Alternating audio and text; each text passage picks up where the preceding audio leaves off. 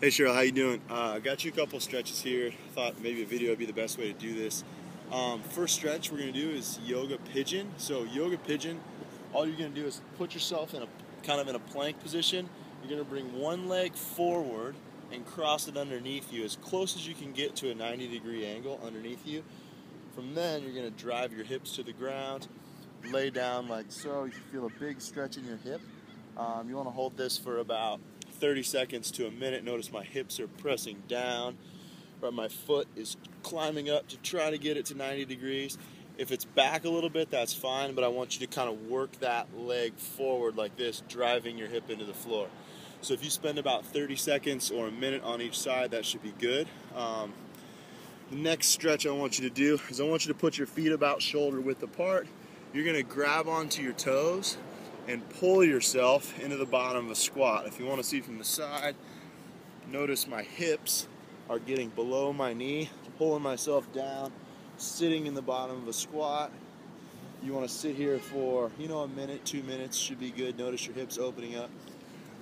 While you're doing this, notice my knees are driving out to the side. I want your knees driving out, and I want your feet as close to straight forward as can be, right? I don't want your feet to be way out to the side like that. I want them as close to straight as can be. And you can sit down at the bottom of a squat. If you need to hold on to a pole or something to keep you down there, this is a pretty good one for some hip mobility. So there's the bottom of a squat, and you've got pigeon on both sides. The next one we can do is a super long lunge like this, driving your hips down to the ground once again.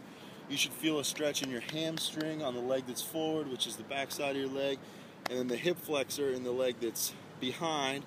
And if you want to add a little bit to it, you can squeeze this back butt cheek as hard as you can while pressing down.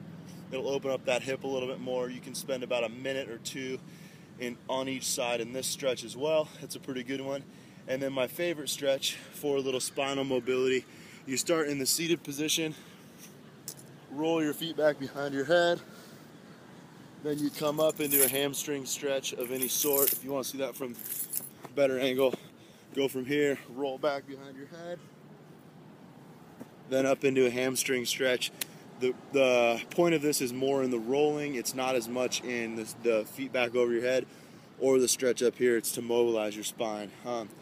Work with those for a little bit. Let me know if you have any questions. Feel free to call me, email me, whatever. I hope this helps. Those are pretty simple ones that will get your hips mobilized, will get your torso mobilized, and get everything in your lower body ready to go for the day, and it should make a real big difference in your day. Let me know how it goes. Hope the challenge is going awesome. Talk to you soon.